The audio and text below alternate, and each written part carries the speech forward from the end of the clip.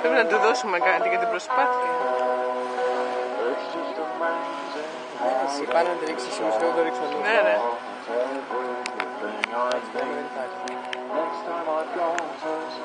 Βρισκόμαστε στο γνωστό ποτάμι.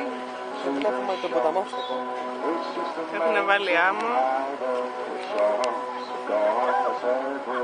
Και εδώ ένας πρωτότυπος τρόπος να τραγουδήσει κανείς.